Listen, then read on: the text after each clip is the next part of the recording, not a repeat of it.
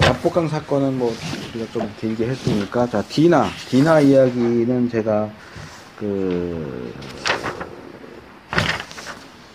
PhD 하면서 이 디나 이야기를 페이퍼를 썼어요. 근데 분량이 많아요. 이 페이퍼만 37페이지짜리라서 여기는 제가 서론 부분만 요약해서 넣고, 제가 일부러 그 각주를 살려놨어요. 지우지 않고. 여기 34페이지 보시면, 요건 이제 뭐 여러분들이 이런 논문이나 이런 걸 쓰실 기회가 있을지는 모르겠지만, 이제 요런 식으로 각주를 쓴다. 그럼 참고하시라고 제가 일부러 넣어놨어요.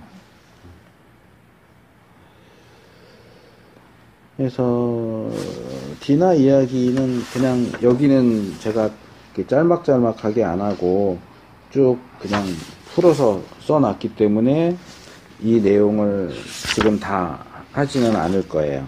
이건 그냥 읽어보세요.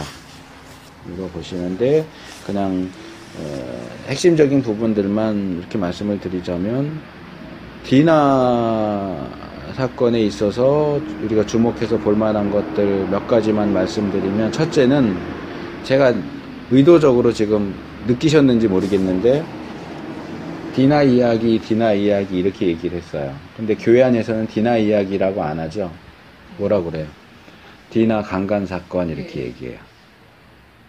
저도 이제 이거 하면서 봤는데 히브리어에는요 강간이라는 단어가 없어요. 그러니까 동침한다. 그러니까 엄밀하게 말하자면 이제 창세기 4장에 아담이 그 안에 하와와 동침하며, 그럴 때 그 동침하며는 알다라는 단어가 사용됐지만, 이제 동침하다에 해당되는 단어가 있어요. 그러니까 자리에 눕는다, 함께 자리에 눕는다. 그냥 그게 이제 동침하다인데, 거기에 이제 뭐 억지로 이런 단어가 들어가면 그게 이제 강간이 될 수 있어요. 뭐 힘으로 뭐 억지로 이렇게 제압해서 잤다 이렇게 하면은 강간이 될 수 있는데, 강간이라는 단어 자체는 없어요, 히브리어에. 근데 이제 디나 같은 경우에 우리가 일반적으로 그냥 강간이라고 얘기하는데 강간인지 아닌지 알 수가 없어요. 왜냐하면 거기 동침을 다루는 그 본문 자체에 이 세겜이 디나와 억지로 동침했다 이렇게 되어 있지가 않아요. 그러니까 뭐 쉽게 말해서 디나가 세겜 여자들 뭐 옷은 어떻게 입나 뭐 그런 거 이제 구경하러 갔다가 어쩌면 잘생긴 청년 세겜을 만나서 둘이 눈이 맞아서 잤을 수도 있어요. 그러니까 이 초기 본문에서는, 그러니까 이 사건의 앞부분을 봐서는 이게 굳이 강간이다라고 말해야 하는 근거가 거의 없다는 거예요. 근데 이제 이거를 강간이라고 하면 벌써 이 사건을 바라보는 이 시각 자체가 틀려지죠. 네. 오빠들의 행동이 어느 정도 더 많이 타당하게 느껴져요. 그렇죠. 강간이라고 할 때는 더 그렇죠. 그래서 이제 그런 부분도 이제 좀 볼 게 있고, 그 다음에 또 하나는 이제 야곱의 침묵이에요. 자기의 유일한 딸이 뭐 강간이 됐든 뭐가 됐든 허락 없이 이제 더군다나 이방인 남자와 잠자리를 했는데 딸에 대한 비난이나 책망도 없고, 하겠다고 찾아온 그 세겜과 그 아버지에 대해서도 야곱이 상대하지 않잖아요. 아들이 상대하잖아, 아들들이. 자기가 아버지인데, 가장인데, 된다, 안 된다, 자기가 결정을 해야 되는데, 아들들이 돌아와야 되겠다. 그렇다고 해서, 우리가 알고 있는 야곱이 벌써 막 늙어 꼬부라져서 어떤 일도 처리할 수 없고, 아들들한테 모든 일을 맡긴 상황도 아니잖아요. 그런데도 유독 이상하게 이 사건에서 야곱은 굉장히 소극적인 태도를 취해요.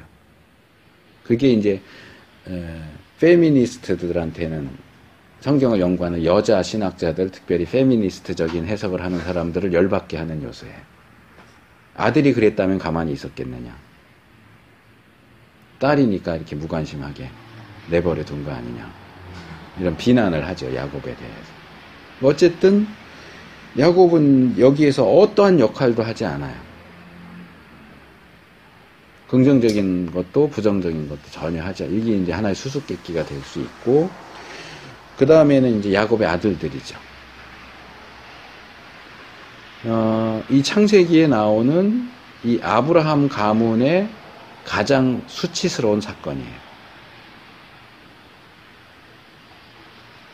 속여서 할례받게 하고 고통받는 가운데 있을 때 습격해서 살인하고, 두 명의 아들은 레위와 시므온은 살인하고, 나머지 아들은 형제들이 살인하고 온 그 살육의 현장에 가서 도둑질하고.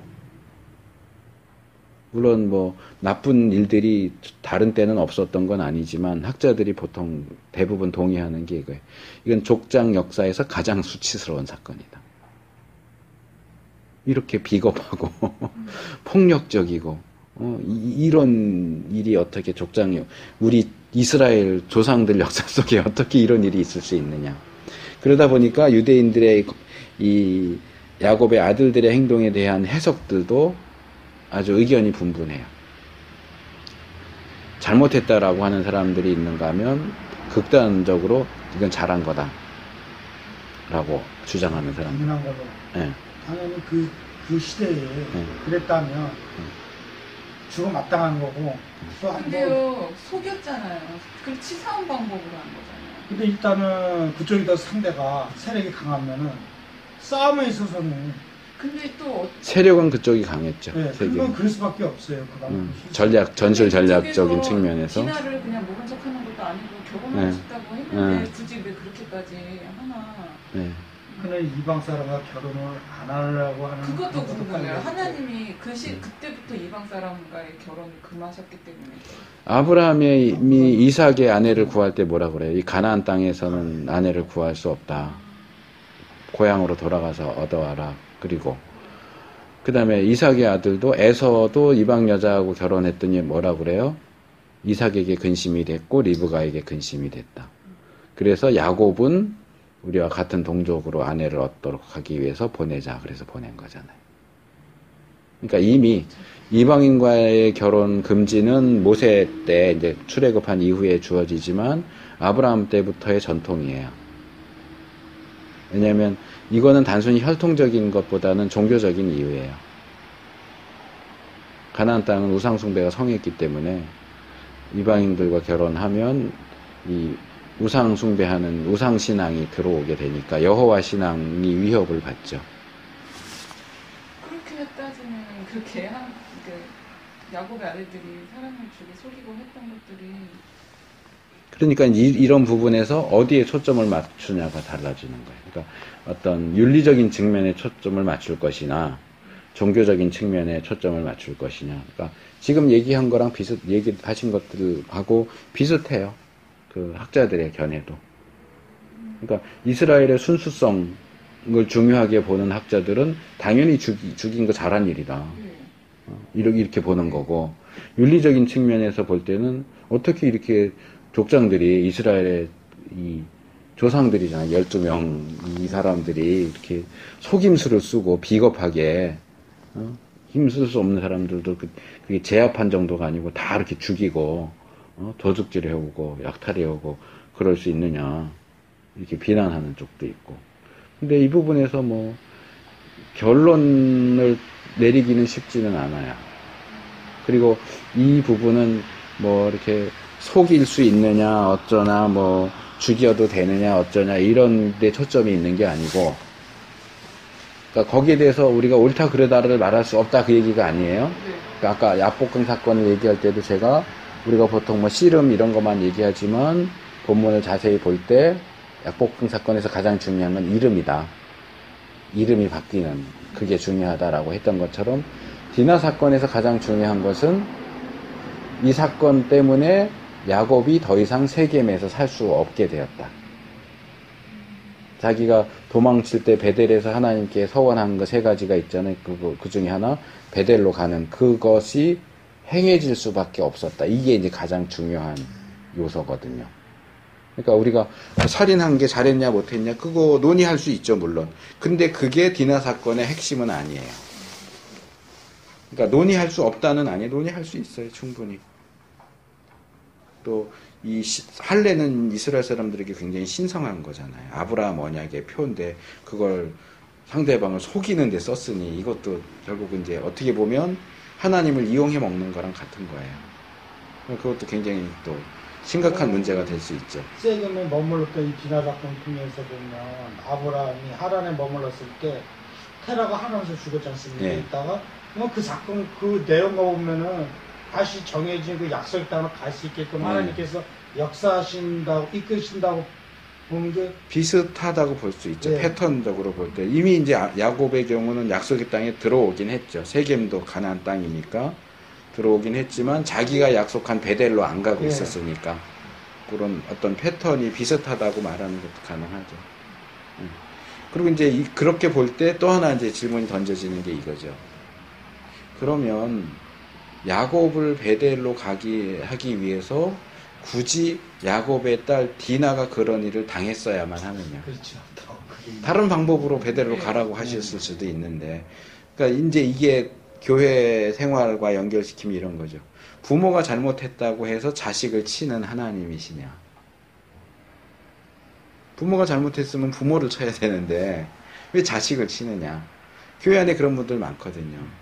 뭐 우리가 11조를 안 하고 이러니까 우리 애가 뭐 병에 걸렸어요. 과연 하나님은 부모의 죄 때문에 자식을 치시는 분이십니다. 이게 굉장히 널리 퍼져 있거든요. 근데 이거는 반은 맞고 반은 틀려요. 일단 기본적으로 모든 그 사람은 자기의 죄에 대해서 자기가 벌을 받는 거예요. 이미 신명기에도 나오고요. 그 다음에 에스겔 가면 더 나오지만 부모의 죄 때문에 자식이 죽는 건 아니에요. 자식의 죄 때문에 부모가 죽는 것도 아니에요. 근데 또 이런 거 있잖아요. 부모가 악하면 저주가 내려가고, 그치? 부모가 선하면 복이 내려가고. 그럼 부모가 선한데 자식이 선하지 않아도 부모가 선하기 때문에 복을 받느냐? 부모가 악한데 자식은 그렇게 악하지 않아도 부모가 악하기 때문에 벌을 받아야 되느냐. 그러니까 이제 그 부분에 대한 답이 신명기나 이제 에스겔서에 나오는 거죠. 에스겔 특별히 17장에 보면 그 얘기가 나와요. 부모가 악한데 아들이 선해요. 아들은 선한데 손주는 또 악해요. 그러면 어떻게 해야 되느냐. 사울을 보면은 사울이요? 어떻게요? 사울왕이 어쨌든 간에 다윗을 대적을 했지 않습니까? 예. 그로 인해서 그 아들에 대해서 사울 그 아들까지 다 죽지 않습니까? 그 아들이 나쁜 건 아니라 다윗 편에 서서 근데 잘했는데 또 죽었다. 네. 네. 아버지와 함께 죽었단 말이에요. 예. 그러면 아버지가 악하게 했으면은 선했던 그 아들이 원래 살아야 되는 줄 알았습니다. 그래서 뭐 다윗과 같이 일을 한다든가.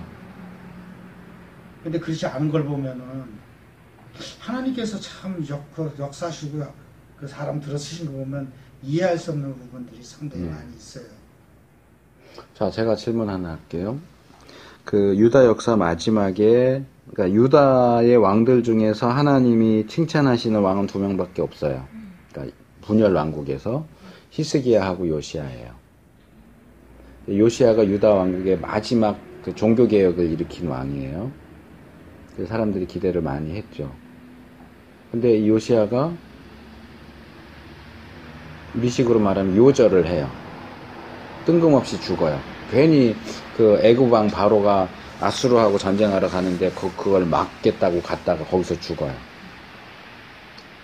그럼 요시야가 죽은 거는 우리가 어떻게 이해해야 될까요?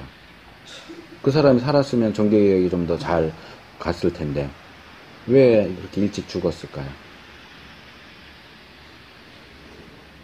근데 하나님이 그렇게 저주를 내리겠다, 뭐 복을 주시겠다, 대를 이어서까지 하나님 말씀하신 거잖아요. 근데 일관성이 없으면 권위가 떨어지지 않을까요? 그 요시야의 죽음은 복일까요? 저주일까요? 보일 수도 있겠어요. 왜요? 네? 어쨌든 그 왕부 교수님 저기 뭐 설교 말씀 보니까는 네. 들어보니까 그 왕의 시대가 나라 시대가 끝남으로 인해서 저기 뭐지 우상 숭배가 사라졌잖아요. 대신 율법 신학 시대에서 예, 율법 시대가 예. 도래한 예. 것처럼 어쨌든 우상 숭배는 저버리게 됐으니까 예. 더 복의 길로 들어선 거 아닐까요? 하나님의 복의. 뭐 크게 보면 뭐 그럴 수도 있고요. 근데 이런 부분은 성경을 잘 보실 필요가 있는데 요시야의 경우 하나님께서 주신 약속이 있어요. 네. 너가 이렇게 선하게 말씀 앞에 겸손하게 이렇게 하기 때문에 너는 이 나라가 망하는 것을 보지 않을 것이다 라고 약속하세요. 그래서 일찍 죽었기 때문에 나라가 망하는 걸 못 본 거예요.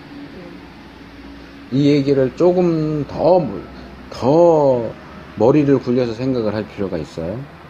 우리는 죽는 거는 나쁘다고만 생각을 해요.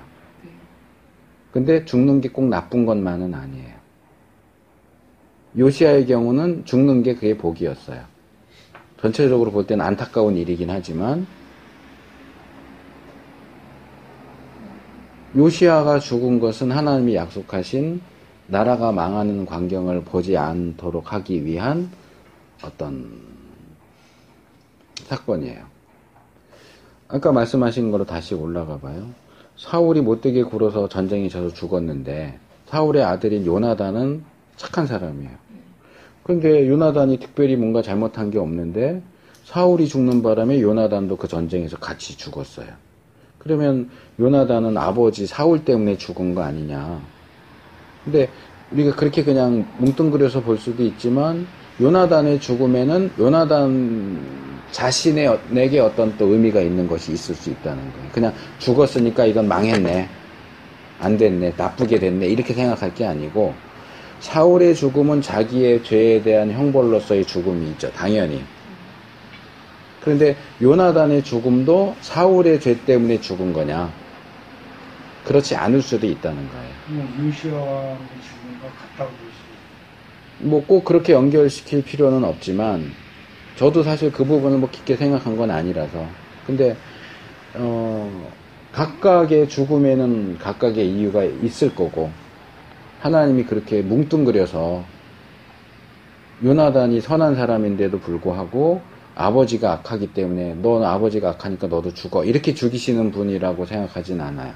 아까 말씀드린 그 신명기나 계시록 에스겔에 나오는 것처럼 아버지의 죄로 자식이 죽지 않는다라고 하는 그 원리대로 한다면 그러면 우리는 그러면 안 죽었어야지 라고 생각을 하는데 그런 발언의 중심에는 뭐가 있냐면 죽는 건 나쁜 거라는 생각이 있는 거예요. 죽는 것은 이꼴 형벌, 저주. 근데 죽는 게 꼭 저주가 아니다라고 하는 걸 얘기하기 위해서 제가 요시야를 예를 든 거예요. 네. 그러니까 죽는 것은 항상 부정적이고 나쁜 것으로만 생각할 게 아니고 그렇지 않은 경우도 있어요. 자, 세례 요한이 일찍 죽은 거 그 저주입니까? 스데반이 일찍 죽은 거 저주입니까? 우리로서는 안타까운 일이긴 하지만 하나님의 입장에서는 이 사람들은 각각 자기가 할 일을 다 한 거예요. 그러니까 데려가신 거예요. 그거를 그들이 죽었다고 해서 벌 받아서 죽었다 이렇게 말할 수는 없어요. 벌 받아서 죽었다는 그러지 않는데 네. 죽는 순간에 돌 맞고 죽었다는 거에 네. 대해서 사람들이 그 순교 그거보다는 그냥 맞아 죽었다는 거에 대해서 네. 많은 그 생각을 하게 되거든요. 또 이렇게 죽은 왜 편안한 죽음 편안한 죽음이라고 죽음인데 왜 그러는데. 돌까지 맞아가면서 죽냐. 예수님도 그렇잖아요. 예수님이 십자가에 죽었잖아요. 근데 이 스데반의 죽음 같은 경우는 아까 예를 드신 데라의 죽음하고 오히려 더 비슷해요. 요시야의 죽음보다는. 스데반의 죽음에는 의미가 있어요. 예수님이 승천하시면서 너희가 성령이 임하시면 권능을 받아 유대와 사마리아 예루살렘과 유다와 사마리아 땅끝까지 이르러 증인이 되리라. 성령이 오셨어요. 그런데 초대교회는 예루살렘에만 있어요. 이들이 예루살렘을 벗어나서 유다와 사마리아로 나갈 수밖에 없었던 계기가 스데반의 죽음이에요. 스데반이 죽으면서 박해가 일어나서 더 이상 예루살렘에만 옹기종기 있을 수가 없었어요. 사도들을 제외하고는 다 퍼져나갔어요. 그게 스데반의 죽음의 의미예요. 그러니까 데라가 죽으니까 아브라함이 떠났어야 했던 것처럼 스데반이 죽으니까 예루살렘 교회가 사도들을 제외하고는 다 퍼져나가죠. 그러니까 그런 것에 초점을 맞춰야 되는데 우리는 조금 엉뚱한 것에 초점을 맞아 죽었네. 예수님의 고난을 얘기할 때, 십자가를 얘기할 때 많이 그러잖아요.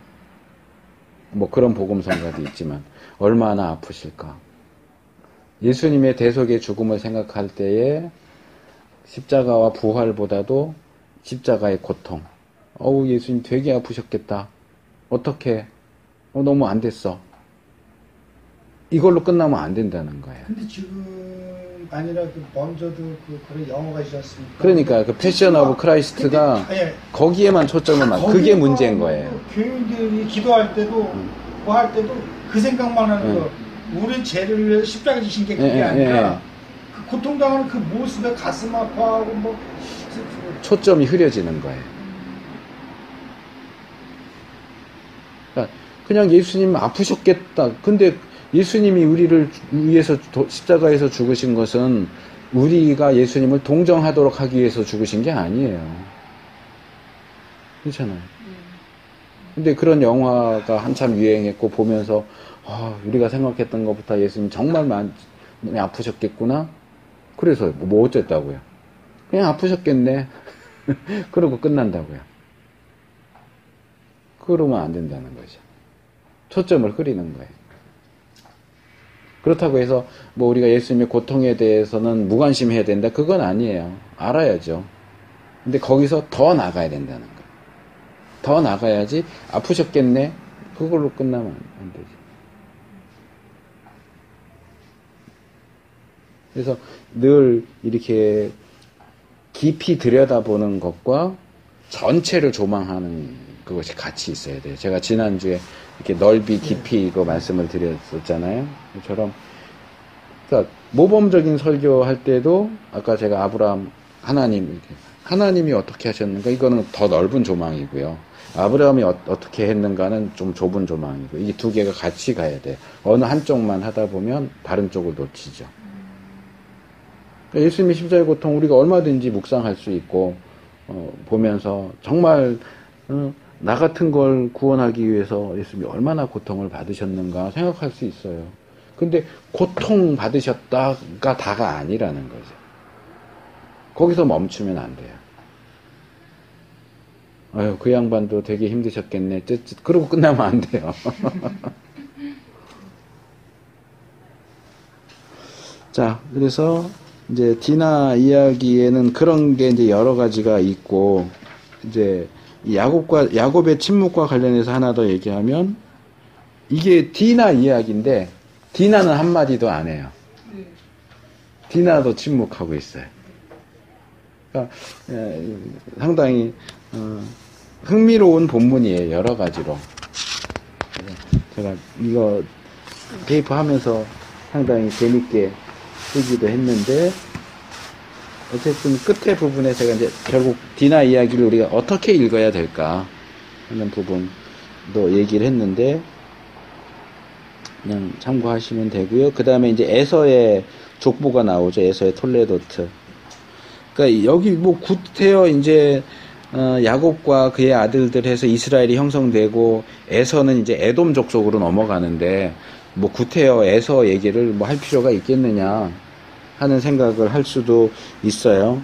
근데 이제 에서도 어쨌든 아브라함의 자손이고 또 이후에 이스라엘 역사에 있어서 늘 곁에 있잖아요. 그 남동쪽. 남남동이죠. 동쪽이지만 남쪽, 저 아래쪽에 늘 붙어서 아웅다웅하고 싸우고 이렇게 하기 때문에 그런 점에서 관심을 가지고 제시하는 것 같아요. 그래서 여기 제일 마지막에 이들이 아브라함에게서 시작된 하나님의 구속 전략과 직접적인 관련은 없지만 하나님께서 이들도 돌보신다 하는 것을 알 수 있다. 그래서 에서도 그렇고 모압, 암몬도 그렇고 그것은 이제 결국 더 크게 확대시키면 구약이 아브라함의 자손 그리고 특별히 이스라엘 민족에 초점을 맞춘 역사이지만 하나님이 이스라엘만 관심을 가지시느냐? 그렇지 않아요. 구약에도 하나님이 이방 민족들에 대해서도 여전히 관심을 가지고 계시고 특별히 이제 아모스서를 보면 그게 나와요. 이스라엘은 자기들이 하나님의 역사를 통해서 출애굽했다 하는 것에 대한 굉장한 자부심을 갖고 있지만 그 자부심을 깨트리는 메시지가 아모스를 통해서 주어지거든요. 전에 한번 말씀드렸던 것 같기도 한데 아모스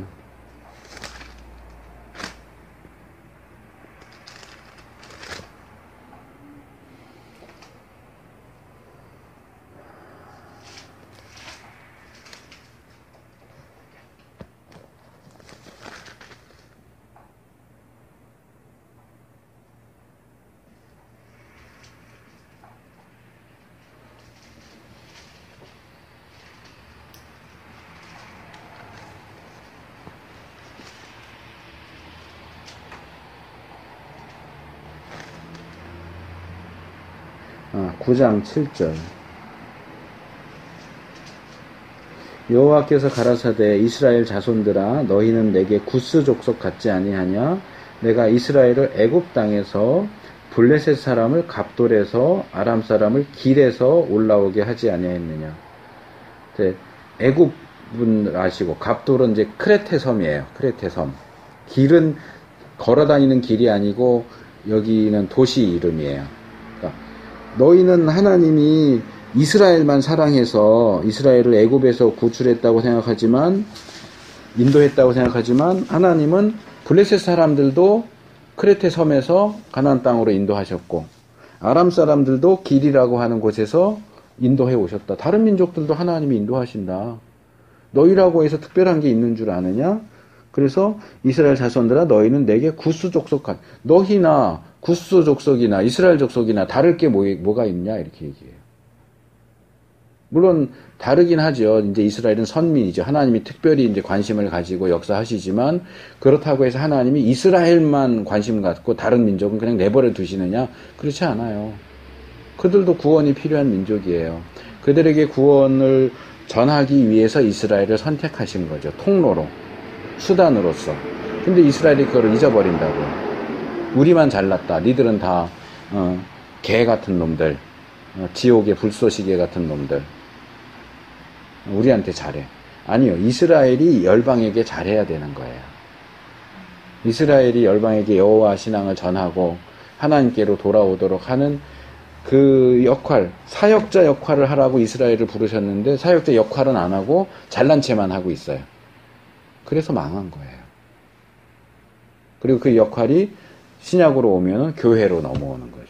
근데 교회가 또 불신자들을 향해서 니들 우리가 그렇게 복음 전해도 거절하고 그래 그래 니네들 잘 먹고 잘 살아라 그렇게 살다 지옥 가라.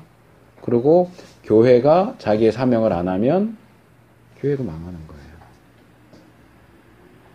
교회가 교회를 위해서 있는 게 아니에요. 이스라엘이 이스라엘을 위해서 있는 게 아니듯이 이스라엘이 열방을 위해서 있다고 한다면 교회는 불신자들을 위해서 있는 거예요. 우리끼리만 잘 먹고 잘 살고 아니요 그렇지 않아요.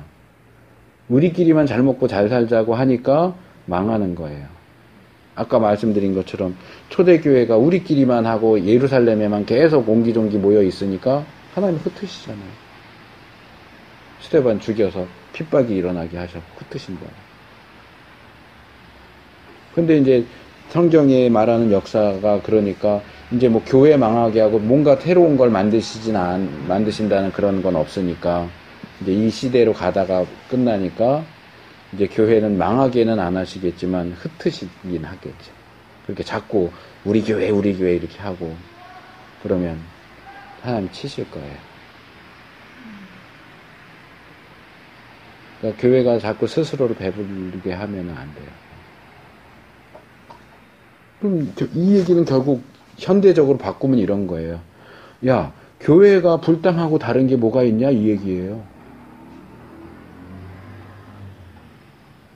그렇다고 불교의 구원이 있다 그 얘기는 아니지만, 야, 너희 그리스도인이 비그리스도인하고 뭐가 달라? 이거예요.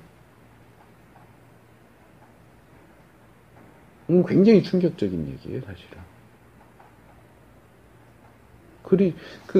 우리가 일반적으로 말할 때 그러잖아요. 사람이면 다 사람이냐, 사람 나와야 사람이지, 그러잖아요. 그리스도인이면 다 그리스도인이냐는 거죠. 그리스도인 다 와야 그리스도인이죠. 교회가 교회 다 와야 교회인 거죠. 교회 팻말만 붙이고 있다고 해서 교회인 게 아니에요. 그러니까 교회가 아닌 교회들이 너무 많은 거예요, 지금 이 시대에. 교회 팻말은 붙였는데 들어가 보면 교회가 교회라고 말할 수 없는 그런 데가 너무나 많아요. 근데 뭐 교회만 그런가요?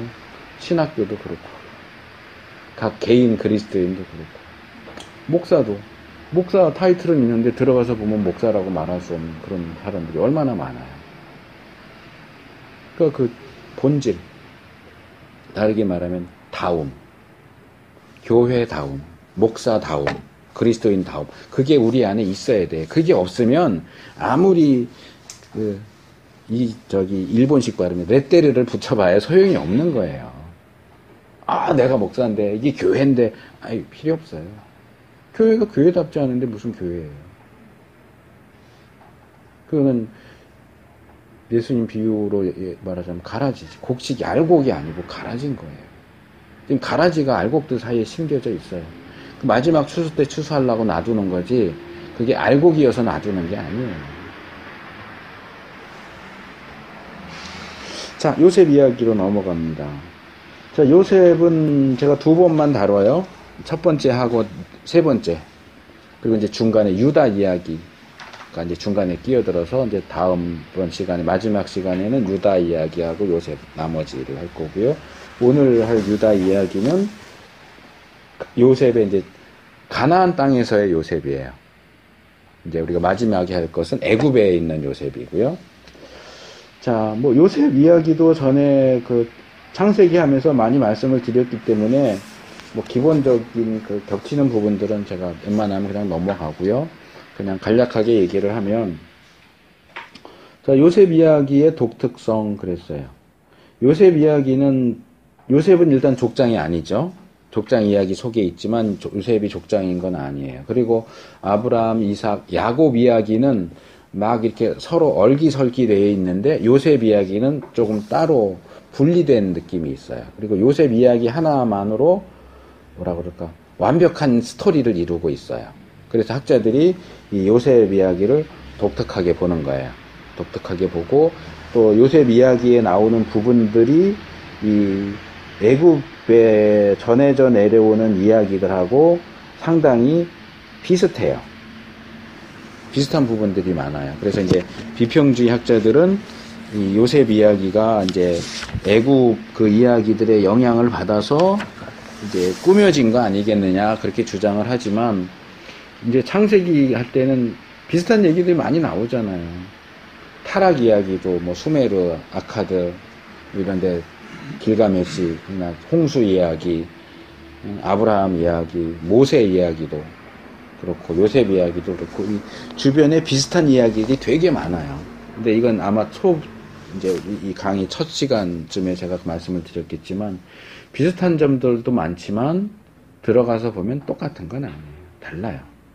거기에는 우상 숭배와 다신교적인 요소들이 있지만 성경 이야기는 또 전혀 달라요. 그래서 그런 비슷한 점들이 있다고 해서 막 몰아붙이면 안 된다.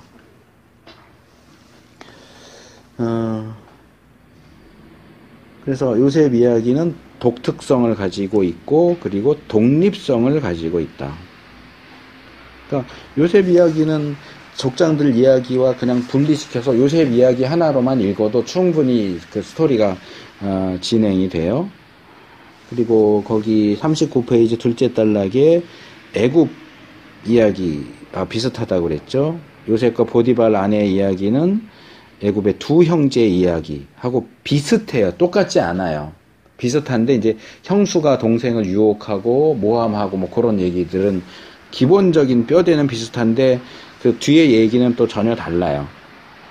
그래서 여기 있는 것처럼 명백히 유사한 점을 가지고 있지만 이러한 점이 요셉 이야기의 저자가 그것을 모방했다는 것을 의미하지는 않는다.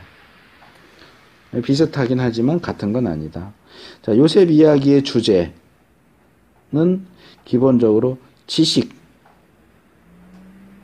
그러니까 꿈 해석하고 하는 그런 모든 것들 다 지식하고 연결되어 있어요. 지식이 주요 주제이고 요셉이 자신의 그 전체 삶을 되돌아볼 때도 깨닫잖아요. 내 삶이 어떤 의미가 있는가. 형들에 의해서 이렇게 팔려와서 노예 생활하고 감옥 생활하고 했는데 그게 결국은 어떤 의미를 가지는가. 그것도 지식이죠. 깨달음. 그걸 깨달으면서 아들들을 낳으면서 깨닫죠. 그렇죠? 그 두 아들의 이름도 굉장히 중요해요. 요셉 이야기를 제가 지난번 채플 때 설교했죠? 네. 그렇죠. 에브라임 므낫세 용서에 관련된 주제로. 네. 그거 기억하시면 될 것 같고요. 그래서 이제 이런 지식 주제도 중요하지만 오경 전체에서 보면 제가 전에 말씀드린 것처럼 사실 창세기가 왜 창세기부터 우리가 읽지만 출애굽기부터 읽는 게 중요하다. 출애굽기가 시발점이다라는 거 말씀을 드렸고 창세기 전체 이야기보다도 특별히 이 요셉 이야기야말로 왜 이스라엘이 애굽에 가 있는지에 대한 해답인 거죠.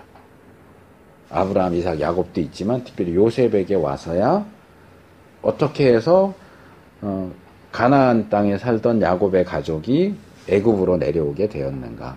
그리고 이제 출애굽기로 넘어오면 왜 우리가 여기서 지금 노예로 살고 있는가에 대한 가장 직접적인 해답이 요셉 이야기에 나온다는 거죠.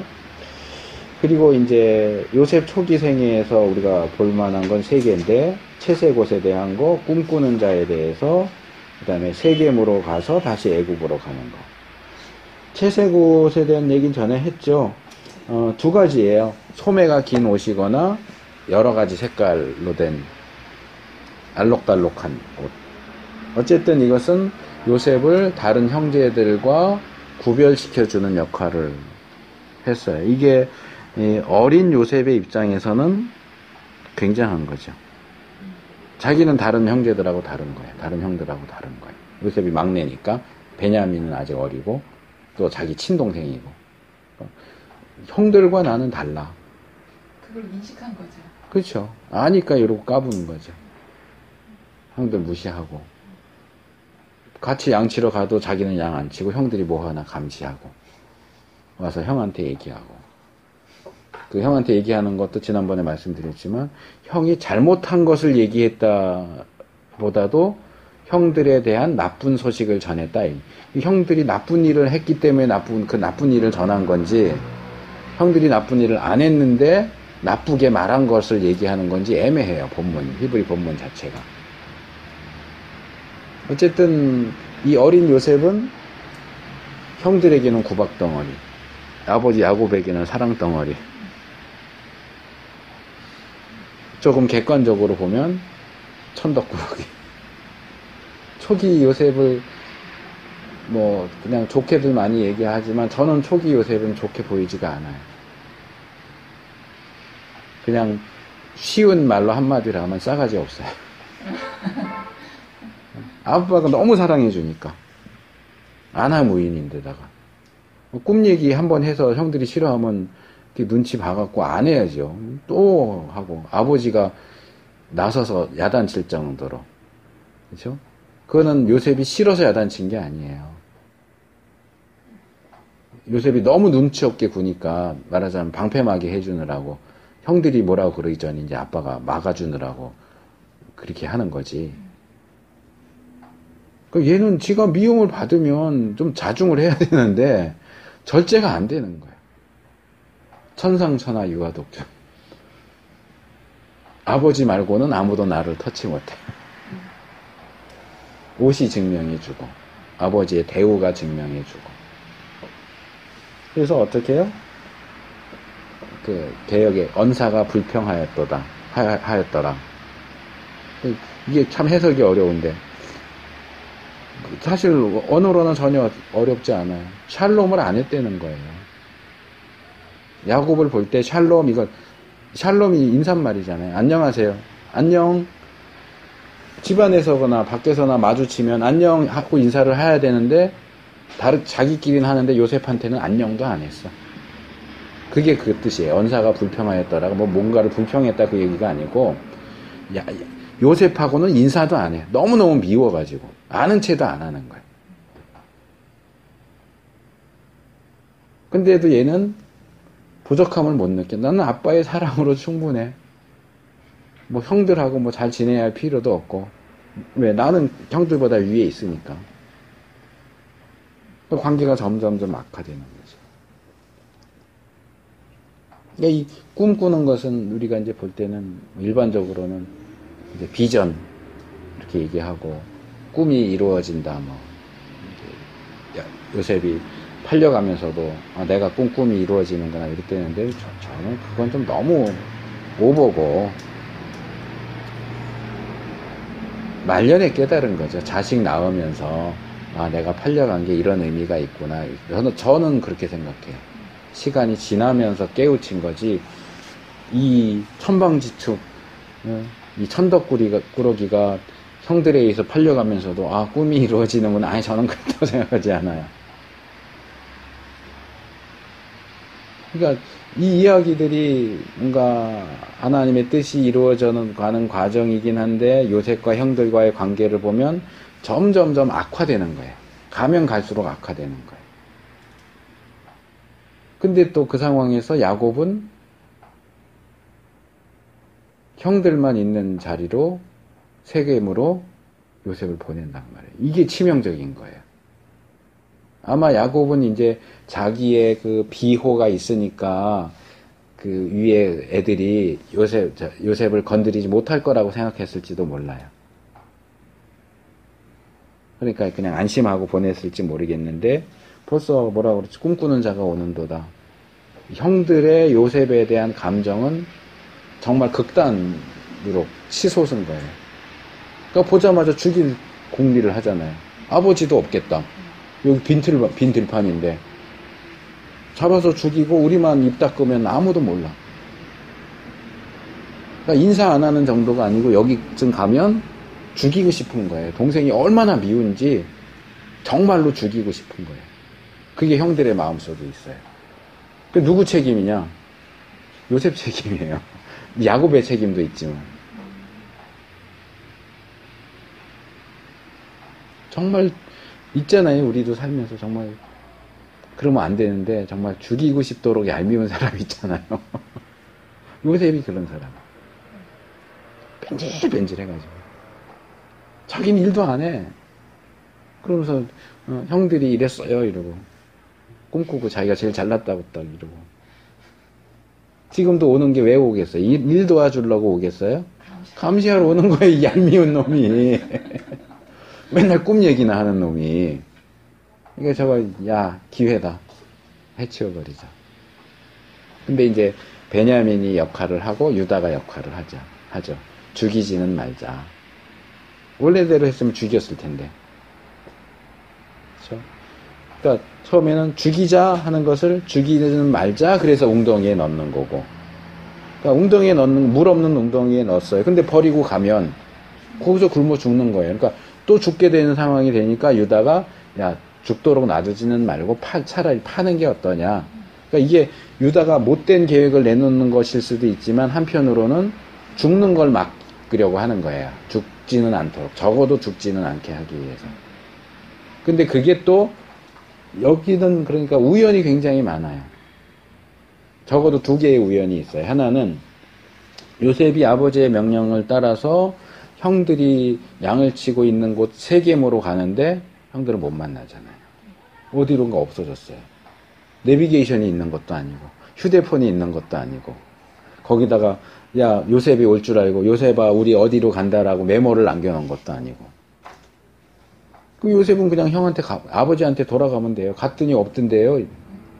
근데, 거기도 본문은, 좀 자세하게, 이거 전에 얘기했던 거지만, 그래도 확인을 해보면,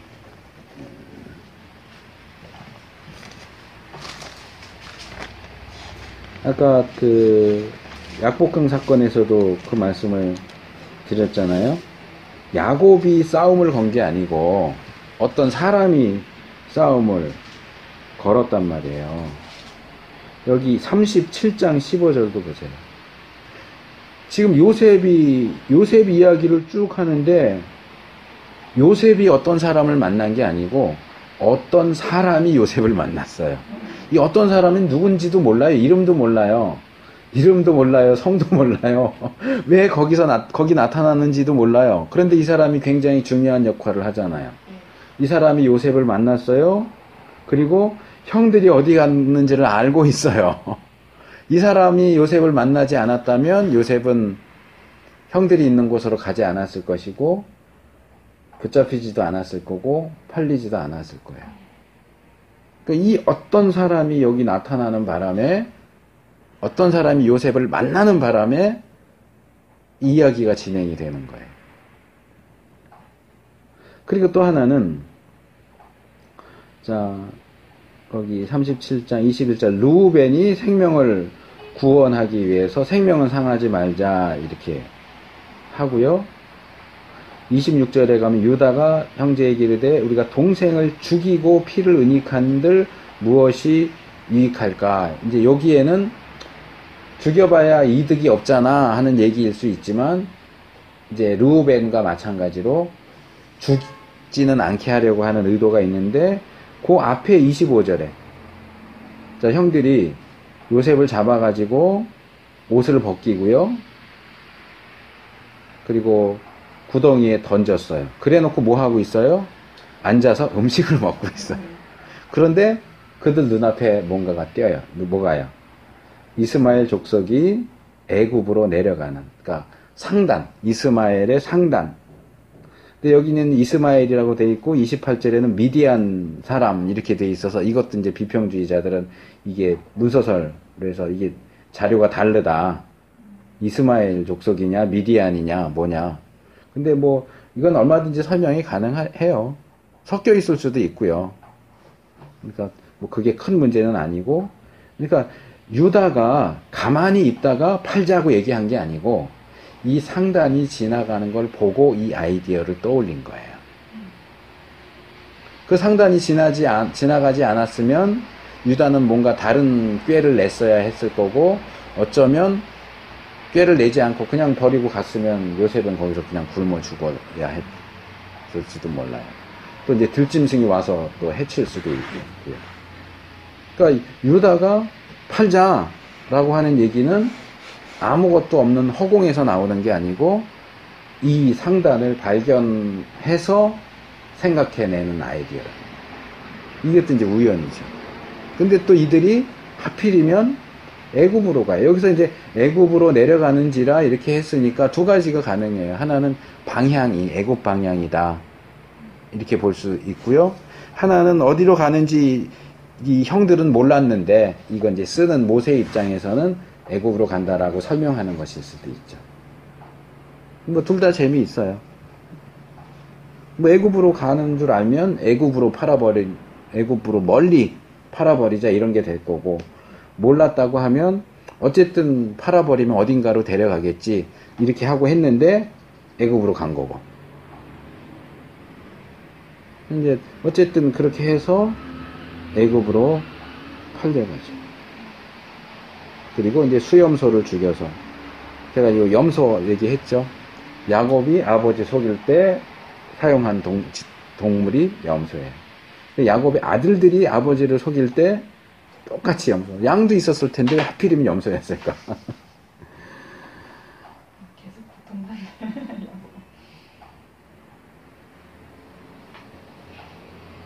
또 하나는 유다가 이렇게 요셉을 팔잖아요. 여기 이제 모형론적으로 볼 때 이때의 요셉은 예수님을 상징하죠. 그리고 이 유다는 가룟 유다를 상징할 수도 있어요. 그러니까 저는 이제 여기 긍정적인 의도가 있었을 수 있다고 얘기하지만 나쁜 쪽으로 얘기하면 유다가 요셉을 팔았듯이 이 가룟은 도시 이름이에요. 가룟이라는 동네 출신의 유다예요. 그러니까 걔도 유다예요. 그러니까 영어로 하면 이스카리옷 이렇게 되는데 이거는 성도 아니고 그냥 동네 이름이에요. 그러니까 예수님을 판 제자도 이름이 유다예요. 동일한 유다가 팔아넘긴 거예요. 유다는 요셉을 은 20에 팔아먹었고 저 신약의 그 유다는 은 30에 팔아먹었고. 그 생각했는데 네. 이것도 이제 모형론적으로 이해할 수 있겠죠. 네. 굳이 은 20 네. 이렇게까지 나오니까 네. 그런 느낌이 받았거든요. 네, 요거는 이제 모형론적으로 충분히 해석이 가능한 부분이에요. 그래서 팔려갔는데 하필이면 또 시위대장인 보디발의 집에 팔려요. 근데 요거는 우리가 이제 애굽에서의 요셉 다룰 때 말씀을 드릴 거고, 어쨌든 그래서 요셉은 아버지 살던 곳에 살다가 세겜으로 갔다가 또 어딘가 다른 도단으로 갔다가 결국 애굽으로 팔려가게 되죠.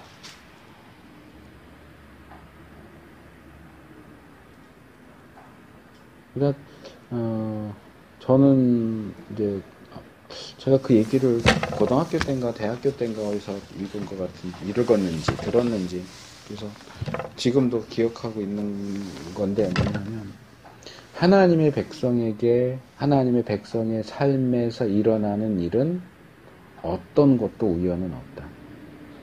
우연처럼 보일지라도 하나님의 손 안에 있는 거예요.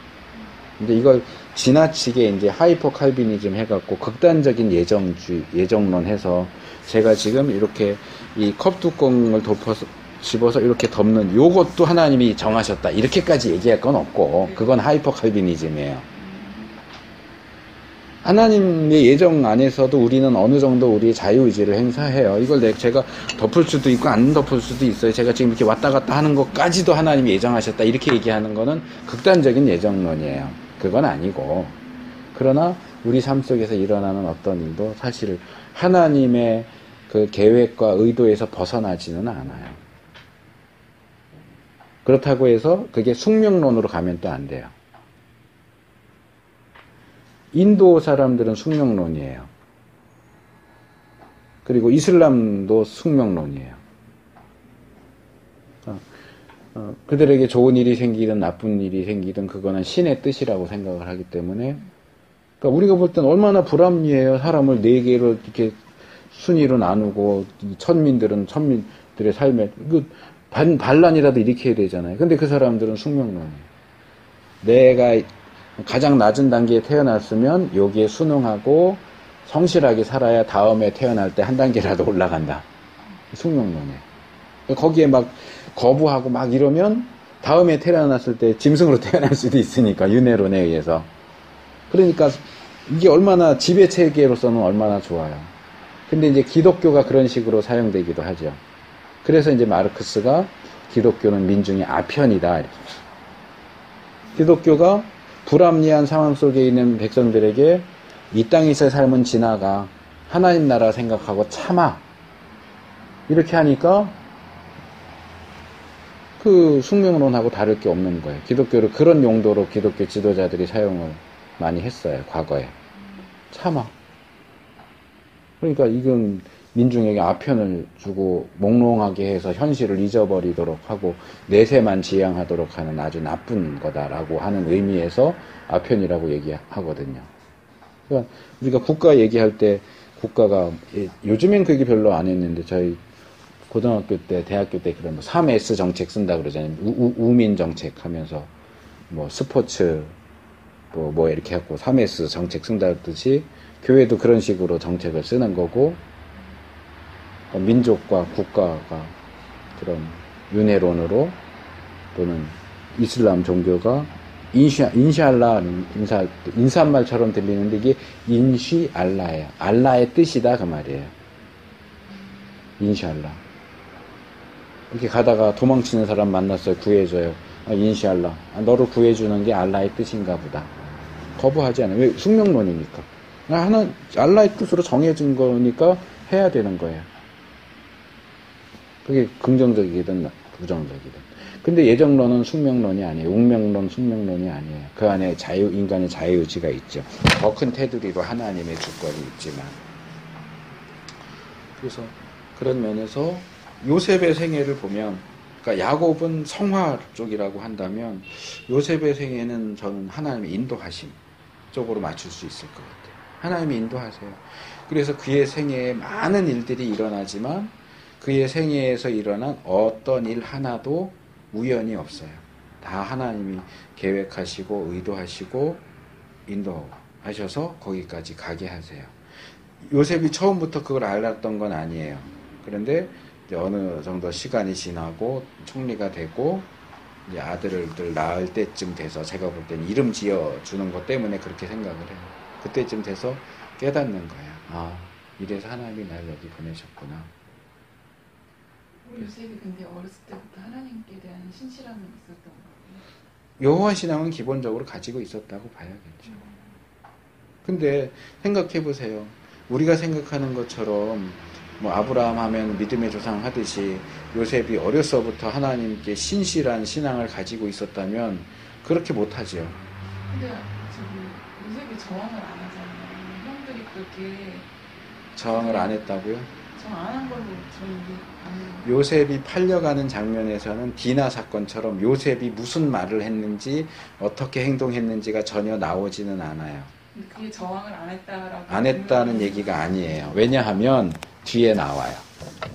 나중에 이제 요셉이 형들 이렇게 하면서 너희들 스파이지 막 이러고 할 때 형들이 요셉이 울잖아요. 형들이 얘기하는 거 보면서 울어요. 근데 그때 이 얘기를 해요. 42장 21절. 그들이 서로 말하되 우리가 아우의 일로 인하여 범죄하였도다. 그가 우리에게 애걸할 때에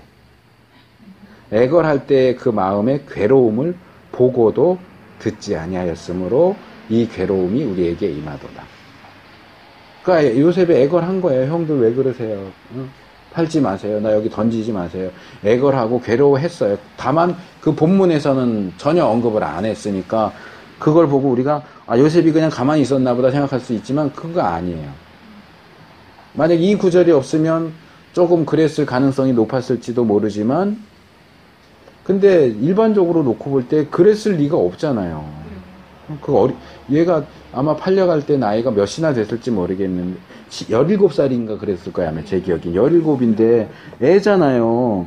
애가 그런데 하나님의 뜻이야 그러고 가만히 있었겠어요? 그거는 아니죠. 감옥에 갔을 때도 하나님의 뜻이야 그러고 가만히 있었겠어요? 그건 이제 시편에 나와요. 시편에 혼이 착고에 묶였다 나오죠. 그러니까 나름대로 왜 나한테 일어난 일이 일어나는지 고민하고 저항하고 이렇게 했는데 상황이 그렇게 간 거죠. 그래서 너무 미화된 거예요. 요셉이 그 팔려갈 때나 감옥에 들어갈 때도 내 꿈이 비전이 이루어지고 있어 이렇게 했다는 거는 저는 믿을 수가 없어요. 요셉이 믿음이 좋아서 그랬을 수 있다 이렇게 할 수도 있는데 적어도 성경이 요셉에 대해서 보여주는 요셉의 어떤 모습을 볼 때는 아직 그럴 수준이 아니에요.